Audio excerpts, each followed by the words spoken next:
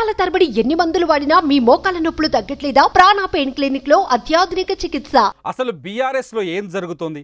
ఎమ్మెల్యేలు ఎవరు అధినేత కేసీఆర్ మాట వినటం లేదా? పార్టీని విడిచి వెళ్ళొద్దన్న ఆయన వినతిని పట్టించుకోవటం లేదా?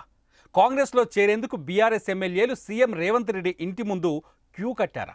అంటే పొలిటికల్ సర్కిల్స్ నుంచి నిజమనే మాట వినిపిస్తోంది.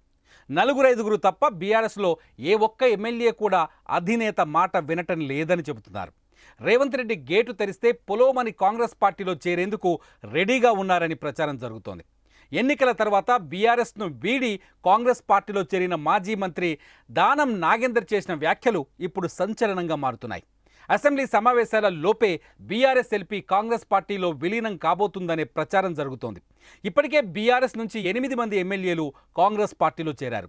మొత్తం 26 మంది ఎమ్మెల్యేలు అంటే మరో 18 మందిని చేర్చుకుంటే బీఆర్ఎస్ ఎల్పీని కాంగ్రెస్లో విలీనం చేయొచ్చని ఆలోచిస్తున్నట్టు తెలుస్తోంది. గతంలో టీడీపీ కాంగ్రెస్ విషయంలో కేసీఆర్ ఏం చేశారో అదే పనిని ఇప్పుడు కాంగ్రెస్ చేయబోతుందనే చర్చకు తెరలేచింది. ఈ అంశం ఇప్పుడు తెలంగాణ రాజకీయాలను వేడెక్కిస్తోంది. ఎన్నికల్లో బీఆర్ఎస్ 39 స్థానాల్లో విజయం సాధించింది.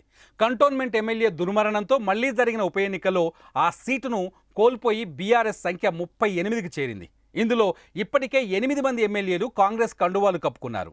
ఇప్పటికి మిగిలింది మరో 30 మంది. ఈ 30లో ఎక్కువ మంది హైదరాబాద్, రంగారెడ్డి జిల్లాల నుంచే ఉన్నారు. అయితే హైదరాబాద్ దాని చుట్టూతా ఉన్న నియోజకవర్గాల్లోని ఎమ్మెల్యేల్లో ఒక్క సికింద్రాబాద్ ఎమ్మెల్యే పద్మారావు తప్ప అందరూ కాంగ్రెస్లో చేరబోతున్నట్టు ఓ ప్రచారం జరుగుతోంది. దానం నాగేందర్ లాంటి సీనియర్ నేతలైతే ఇప్పటికే స్కెచ్ ఫిక్స్ అయిందని, త్వరలోనే ఎమ్మెల్యేలు బీఆర్ఎస్ గేట్లు తెరుచుకొని గాంధీ భవన్లోకి అడుగు పెట్టబోతున్నారని చెబుతున్నారు.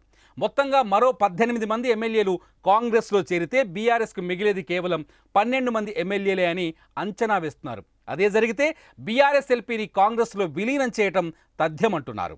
బీఆర్ఎస్ ఎల్పీ సిఎల్పీలో విలీనమైతే ఏం జరుగుతుంది అంటే, ఎవరైతే కాంగ్రెస్ పార్టీలో చేరతారో ఆ ఎమ్మెల్యేలపై అనర్హత వేటు పడే అవకాశం ఉండదు. బీఆర్ఎస్ నుంచి 26 మంది ఎమ్మెల్యేలు కాంగ్రెస్లో చేరితే బీఆర్ఎస్ ఎల్పీ సిఎల్పీలో విలీనమవుతుంది. సభలో బీఆర్ఎస్ ప్రతిపక్ష హోదాకు కూడా ముప్పు ఏర్పడుతుంది. ఒకవేళ 27వ ఎమ్మెల్యే కూడా కాంగ్రెస్లో చేరితే బీఆర్ఎస్ ప్రతిపక్ష హోదాను కూడా కోల్పోవాల్సి వస్తుంది. అసెంబ్లీలో ప్రతిపక్ష హోదా కావాలి అంటే కనీసం 12 మంది ఎమ్మెల్యేలు ఉండాలి. ఈ 2 పాయింట్లపైన సీఎం రేవంత్ రెడ్డి గట్టిగా వర్కౌట్ చేయాలని చూస్తున్నట్టు తెలుస్తోంది. జూలై 24వ తేదీ నుంచి తెలంగాణ బడ్జెట్ సమావేశాలు మొదలు కానున్నాయి. ఈలోపే ఈ ప్రక్రియను పూర్తి చేయాలని రేవంత్ రెడ్డి ప్లాన్ చేస్తున్నట్టు తెలుస్తోంది. నిజంగా ఇది జరగబోతోందా? వచ్చే 24వ తేదీలోపు బీఆర్ఎస్ ఎల్పీ కాంగ్రెస్ ఎల్పీలో విలీనం కాబోతుందా అంటే, కాంగ్రెస్ నేతలు మాత్రం ఇది జరుగుతుందని చాలా బలంగా చెబుతున్నారు.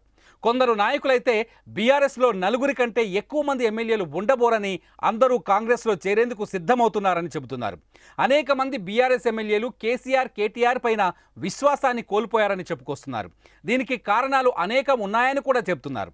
బీఆర్ఎస్లో ఉన్న ఎమ్మెల్యేలకు గౌరవం లేదని, కేసీఆర్ సీఎంగా ఉన్న సమయంలో కనీసం అపాయింట్మెంట్ కూడా దొరికేది కాదంటూ పాత విషయాలను తెరపైకి తెస్తున్నారు. ఒకవేళ కేసీఆర్ అపాయింట్మెంట్ దొరికినా గంటల తరబడి వేచి చూడాల్సి వచ్చేదంటున్నారు. ప్రస్తుతం బీఆర్ఎస్ నుంచి నెగ్గిన ఎమ్మెల్యేలు కూడా ఇదే విషయాన్ని చెప్పుకొస్తున్నారని, ఆత్మ గౌరవం కోసమైనా కాంగ్రెస్లో చేరాల్సిన అవసరం ఉందని మాట్లాడుతున్నారంటూ దానం నాగేందర్ లాంటి వ్యక్తులు బాహాటంగా మాట్లాడుతున్నారు. దీంతో బీఆర్ఎస్లో ఏం జరుగుతోందనే చర్చకు తెరలేస్తోంది. ప్రస్తుతం బీఆర్ఎస్ పార్టీలో ఆందోళన కొనసాగుతుందనే చర్చ జరుగుతోంది. ఏ ఎమ్మెల్యే ఎప్పుడు పార్టీ మారబోతున్నారో అర్థం కాని పరిస్థితి ఏర్పడినట్టు చర్చ జరుగుతోంది. బయట కాంగ్రెస్ నాయకులు మాట్లాడుతున్నట్టే పూటకో ఎమ్మెల్యే పార్టీ మారటంతో కల్లోలం కనిపిస్తోంది. అయితే గతంలో కేసీఆర్ చేసిన పనినే ఇప్పుడు రేవంత్ రెడ్డి చేస్తున్నారంటూ కొందరు రాజకీయ విశ్లేషకులు చెబుతున్నారు. గతంలో కేసీఆర్కు పూర్తి మెజార్టీ ఉన్నప్పుడు కూడా కాంగ్రెస్ ఎల్పీని టీఆర్ఎస్ ఎల్పీలో విలీనం చేయటాన్ని కాంగ్రెస్ నేతలు మర్చిపోలేదని, ఈ విధానానికి ఆజ్యం పోసిందే కేసీఆర్ అని చెప్పుకొస్తున్నారు. అప్పుడు కేసీఆర్ చేసిందే ఇప్పుడు రేవంత్ రెడ్డి కూడా చేస్తున్నారని చెప్పుకొస్తున్నారు. అప్పుడు కేసీఆర్ది అప్పర్ హ్యాండ్ ఉందని, ఇప్పుడు అదే కేసీఆర్ అదే ప్రక్రియలో విక్టిమ్గా మారిపోయారని చెబుతున్నారు. తెలంగాణలో అసెంబ్లీ బడ్జెట్ సమావేశాలకు 15 రోజుల సమయం కూడా లేదు. ఇలాంటి పరిస్థితుల్లో పార్టీని కాపాడుకోవడానికి కేసీఆర్ ఏం చేయబోతున్నారన్నది ఆసక్తికరంగా మారుతోంది. మరి మీరేమంటారు? కామెంట్స్ రూపంలో మాకు కూడా తెలియజేయండి. సుమన్ టీవీలో మీ పర్సనల్ అండ్ బిజినెస్ ప్రమోషన్స్ కోసం కింది నెంబర్కి కాంటాక్ట్ చేయండి.